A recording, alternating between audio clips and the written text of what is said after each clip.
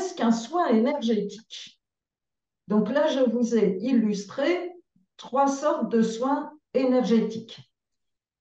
Le premier, en haut à gauche, c'est un soin en présentiel sur personne. Le second, en dessous, est un soin à distance, donc à partir de l'astral. Le troisième est un soin sur photographie. Il y a une différence entre, j'aurais dû commencer premier sur personne, deuxième sur photographie, troisième astral.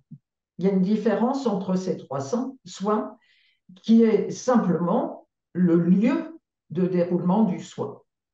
Alors, sur Terre en présentiel, l'énergéticien, effectivement, va appeler l'énergie, la faire transiter par son corps, ressortir, donc en passant par la fontanelle, ressortir par les bras et les mains pour l'envoyer directement sur des endroits précis du corps physique, puisque la personne est là.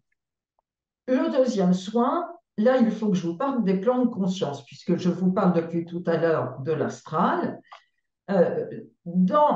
Si vous voulez, les plans de conscience, ce que j'ai trouvé de mieux pour les illustrer, c'est une tour Eiffel. On va considérer qu'entre les piliers de la tour Eiffel, c'est le plan Terre. Au premier étage, c'est ce qu'on appelle le moyen astral.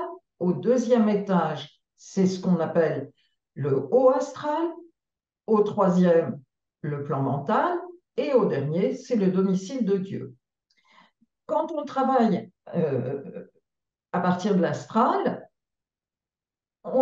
c'est l'énergéticien qui va se rendre directement dans un des plans de conscience, donc soit au moyen astral pour les chevaux, les personnes âgées, les gens qui ont un taux vibratoire faible et qui ne peuvent pas supporter d'aller plus haut, soit dans le haut astral pour tout ce qui va concerner les soins comme les soutiens d'opération, tout un tas de soins de cette nature.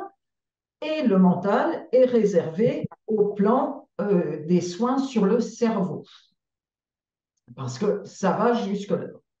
Donc, on peut dire que l'énergéticien agit sur le corps astral ou, comme je vous ai dit tout à l'heure, le corps quantique.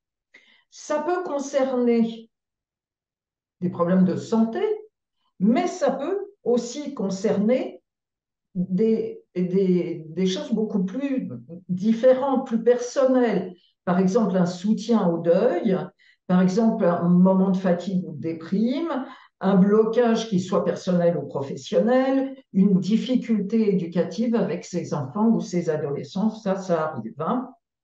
Le soin astral, il a vraiment une particularité, c'est que dans tous les cas, le corps physique et le mental du bénéficiaire du soin peuvent s'avérer bloquants.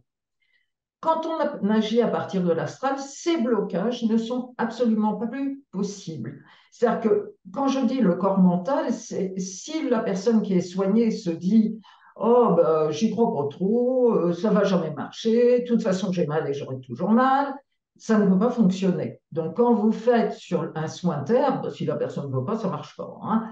Quand on est dans l'astral, la personne ne peut pas se dire ça. Si vous voulez, au plan où elle est, si elle est amenée par ce que j'appelle moi ses anges gardiens, eh bien, elle bénéficie de ce soin sans restriction. Et c'est ça le point qui est extrêmement important.